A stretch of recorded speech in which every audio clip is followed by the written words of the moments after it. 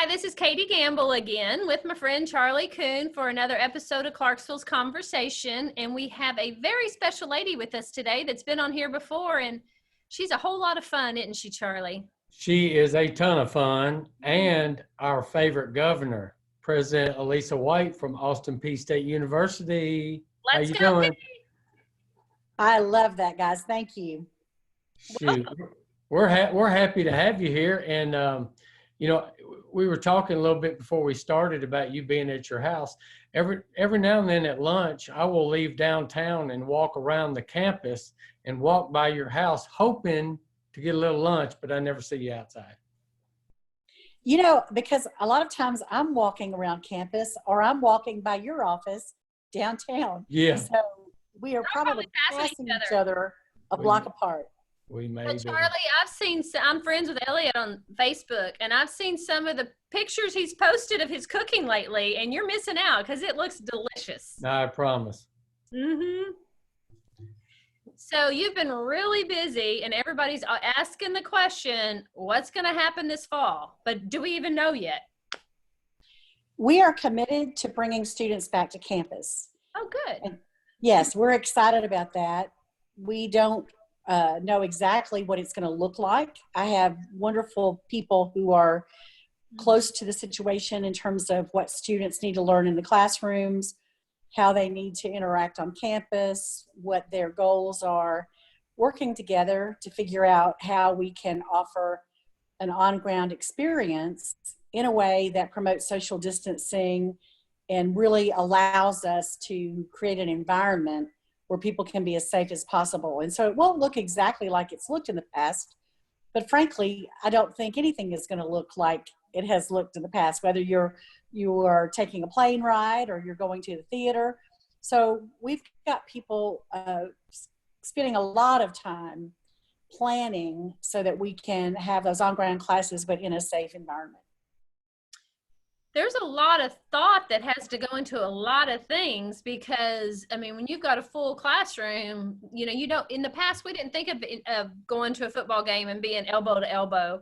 We didn't think of those things, but I think you're right. I think that people are going to be more conscious moving forward, and they're going to, be a little bit more germaphobe. So we have to be a little bit more aware and plan for those things. Well, I was really excited. It was in the last couple of days when the announcement came out about having in-person classes. And I think as soon as that announcement hit the airwaves, I got a text from Lexi, my daughter, and said, Awesome. they're having classes because she's going to go there. And she is so excited about being on campus. I'm very excited that Lexi's coming. She's got to follow her parents. And then, of course, Katie's are a little bit younger, but I'm going for her children next because I think everybody should be a Gov. I mean, this is really important. He's going to 9th grade. It won't be long. Well, I'm coming after him. But, think about what the students have experienced in high school this year. Mm-hmm. It's been such a challenge for not just graduating seniors, well, actually all students, K through 12, and then university students as well. So we believe it's really important to bring some sense of normalcy back and believe that it's possible to do so. But it's going to take a lot of work, not just on the part of creating the environment, but educating and reminding our community members to take personal responsibility. Mm-hmm. It's really important to be a little bit germophobic right now. And so if I'm going into a building with an elevator, I'm going to be pointing myself to the wall. I'm not going to be pushing buttons with my fingers. I'm going to use my elbow or my knuckle, and which I guess is part of the finger. But I'm going to use best practices. We're going to offer cleaning protocols that we're going to employ cleaning protocols that are more sanitizing and disinfecting and do it more often. We're going to provide ways for people to clean their environments when they go into a classroom, so that if you're following me, you may not want to follow my lead and make sure that I'm cleaning as I'm leaving. You want to take responsibility for yourself and make sure that desk and seat are cleaned. And so we're putting this environment in place, but it's also really important that people maintain social distance. And I've seen them, people who are not necessarily families, who are walking around and walking around town and not paying attention. And I'm hoping that people really will understand that there is the environment piece, but there's also the personal responsibility piece. Yeah. Yeah, you're talking about elevators. I don't know if we'll ever get back. Remember the days where you just all piled on there like a cattle? Yeah. You'd be like, hey, can you fit one more person on? I don't know if we'll ever get back to that. Well, when I was a kid, I shouldn't even say this, but when I was a kid, we piled into cars that way to the point that you had people hanging out the windows. You know, who knew what a seat? We had seatbelts, but we weren't all wearing them. And so, you know, it was ridiculous to think that we would do that then. No one would do that now. I would never do that now. And I would choke if my kids or grandkids did that. But you're right. If there's a crowded elevator, I'm going to make a choice not to jump in it. I'm going to be careful about that. If there is a place I need to avoid, I'm going to avoid it. But it also doesn't mean that we need to live the rest of our lives in fear. Agreed. There's a joy of connection, a joy in life that's really important. And so I think being really smart, washing hands, not touching your face, being kind to others, making sure that you leave things in a good shape for the next person to come by, but still having those deep personal connections are important. The other thing we're looking at is how to handle the classrooms. It very well be likely that we won't have a full classroom like we have in the past. We'll be removing some desks, so we may limit the class size. People are also talking about, if you have a Monday, a Wednesday, Friday class, maybe part of the class could come one day and the other part the other day. So there's still that robust interaction. And then you have some other modules that you could do in smaller groups. So we've got the experts really looking at how best to go forward. And when I talk about experts, I want to clarify that. What we did in the middle of the semester, at the end of the semester, what all of us did nationally, that was not ideal.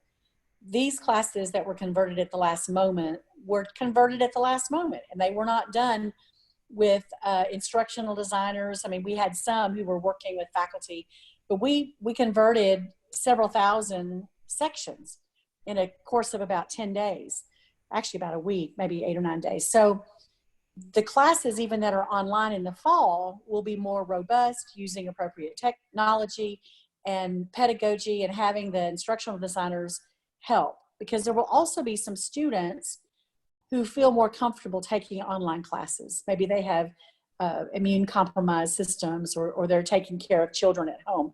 And so we intend to offer a wide variety of options for students and their families. Yeah. That's one of the things I was actually wondering and going to ask, because you've proven that you can do online classes and that you could do it well. What, with all the changes that you've made, what will you guys keep? And you're like, oh, that worked. We'll keep that. Well, we've always had 30 to 35% of our classes online during the regular year. And then in the summer, we have about 70%. Okay. So we have a lot of faculty who've gone through rigorous training and offer very high quality online classes. I've taught online as well, not here, but at previous institutions, and done well. It can be really done well. We now know that some faculty who really just weren't interested may be more inclined to offer some online classes, just to give students more opportunities to decide, more choices. We've also learned that, just like you and I and Charlie are meeting virtually today for this radio broadcast, this podcast, we may not need to be traveling across town for a lot of meetings. There may be opportunities where we can capture some time during the day where we continue to meet by Zoom or Teams, or using the technology that's available. I personally will be really excited when I'm not just looking at a screen. But maybe even if we just had 1 or 2 meetings a day, or 3 or 4 a week converted that way, it would save a lot of travel time for people who come to campus for meetings or go across town for meetings. And so that may be something that we keep. You know, the same thing with me. I think I will be keeping the video conferencing. You know, like my corporate offices aren't here. So I've been loving being able to see them. I mean, I took the computer out to sales pit the other day and let my CEO wave at everyone. Yeah. Perfect. Yeah, better connection. always It's better had it. connection. Yeah, we've always had this technology, just we didn't utilize it until we had to. So I find that interesting. I do too. So President White, let me ask you, and I know we talked about it a little bit, but the high schools didn't have graduation. They're going to do a virtual graduation, maybe have some in-person ceremonies in June. What are you looking at doing? So we will definitely have an in-person celebration. The date is not confirmed. It won't be in June. I believe for us, because we have such a large number graduating, it's June is too early. Yeah. So we're looking at either late July, and if it gets too close to our normal August ceremony, it would probably be around the same time of our August ceremony, but we would have as many ceremonies as possible or as necessary to make sure that students had an opportunity to come in to the Dunn Center and be recognized. Now, graduation is supposed to be Friday and Saturday this week, and of course, students will still get their diplomas. I mean, they're going to be graduates when they meet all the requirements for a degree. But we don't want to let the day go by without some sort of recognition. And so we've got some things planned to put on social media just to say to our graduates how excited that we are that they have crossed the finish line. But I still want to shake their hands. I want them to walk across the stage. I want the photo op, and we're going to make that happen. I think that's awesome that you're going to work through that. And then the next thing, of course, I'm really big into it, is Saturdays in the fall. So what are we going to do about football? Oh my gosh. Now that is a question that we are talking about nationally. Yeah. I believe that we'll be able to have some kind of football season. I don't know what time it will begin. When I say what time, I'm saying what date. There are a lot of guidelines on when things can occur and what the data are going to show us in terms of how these games can be played. And so I believe that we'll have something in the fall. I know that we will have to make sure that we've got social distancing opportunities at Forterra Stadium when we're there. And so it's going to be really important that we have the protocols in place. Now, that said, we've got tremendous intellectual capital on our campus. And that's one thing I love about being at a university. And so I have community health professionals in the nursing college, in the nursing school. I have a virologist in the medical laboratory sciences faculty. And of course, we have a clinic on campus as well. And so we have professionals and we have statisticians and actuarial scientists who are looking at models to make sure that we are analyzing data appropriately.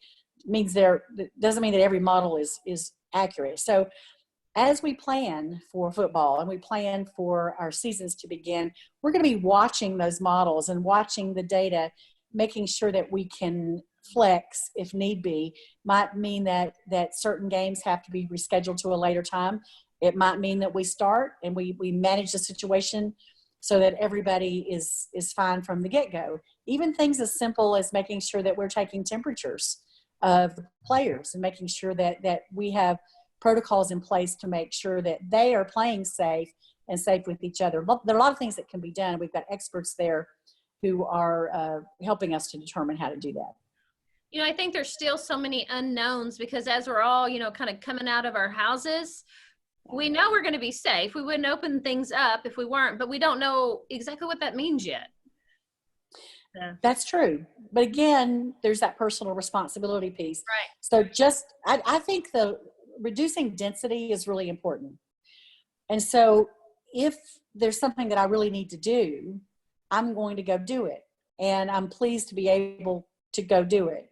But if there are things that can wait, or if there are things that I can do maybe to shop at a less busy time, I'm going to do that too.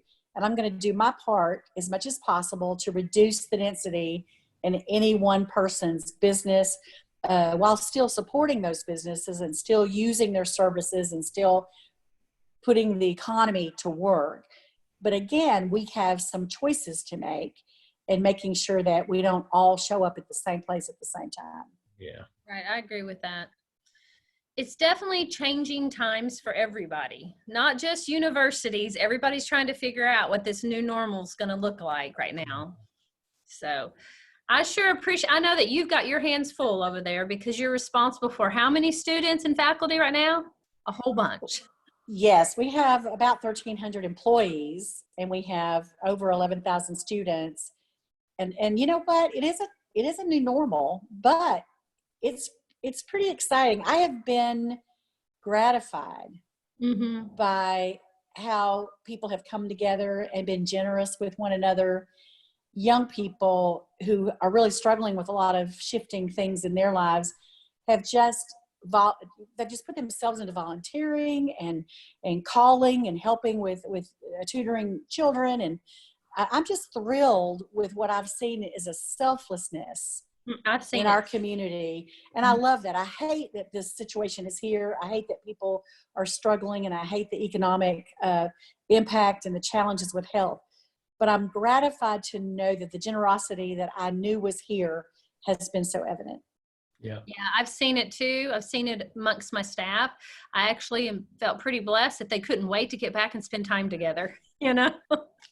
Well, that's good. Well, we sure appreciate you being here. And I will say that I just love having you as our president. So thank you, Charlie. I love the opportunity. I love Austin Peay. So yes, go Govs. And I'll go farther than that. Let's go Peay. There you go. Thank you. Thank you.